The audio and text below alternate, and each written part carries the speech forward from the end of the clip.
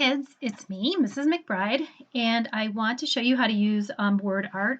I am going to go a little bit fast because I don't want this to take too long, but you're going to go to wordart.com and you'll see this page. You're going to go to Create Now and you will see this screen come up. And hopefully you've read the project instructions.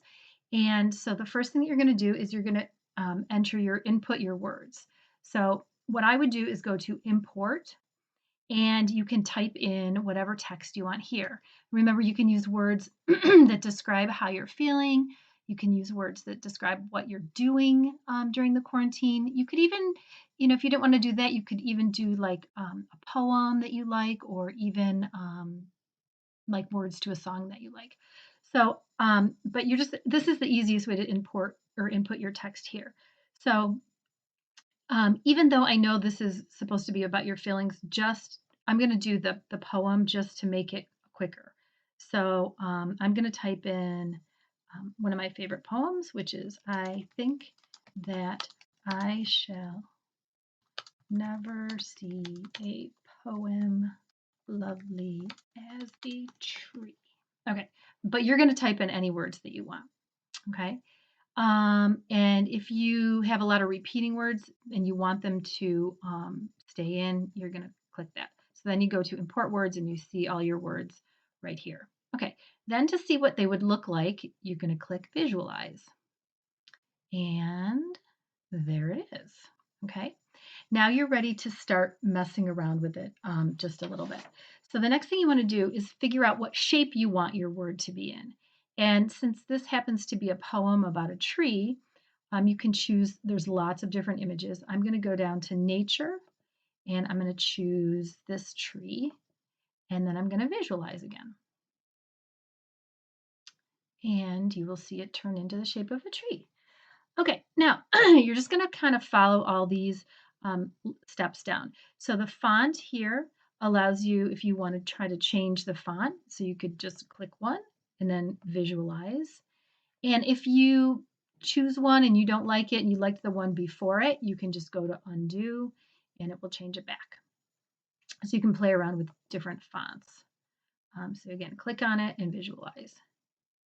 And then if you like it, then you can go to layout, which is down here. Okay. And this just tells how the words will be arranged. So they can go vertically, they can go horizontally, they can be dancing. It's just up to you. And then you visualize it again. So every time you do a change, you're going to visualize it. All right.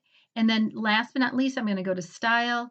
This is where I can change basically the color of things. So if I go to custom, I can change all these colors. So I'm going to click on the colors, and to get rid of it, it says click on a color to remove it. So let's say I don't want any of these colors. All right, and I want to make my own. So I'm going to go on this little spectrum here, and I'm going to click kind of like you did in Photoshop and click add to palette. And I'm going to use a bunch of different greens, maybe like a bluish green color, and maybe like a brown. You can, play around with this as much as you want. I'm just trying to go kind of fast. Okay, and then hit close and it will apply them. All right, that's pretty much it.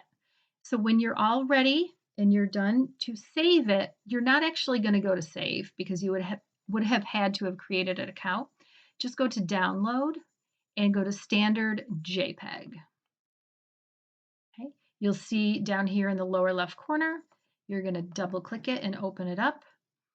And then what you want to do is go to, let me see if I can move this down a little bit. Yep. Go to these three dots here and go to Save As. And I would just save it on my desktop. And I'm going to save it as Lovely Tree. And I'm going to save it. Okay. And then all you have to do is go to Schoology. Go to the Word Art Designs discussion in your materials on your class page, put in a comment and upload your picture. And I'm also going to do another real quick video how to do that. Okay, so that is how you can use word art to create a piece of art that reflects how you're feeling. Thanks, guys. Bye.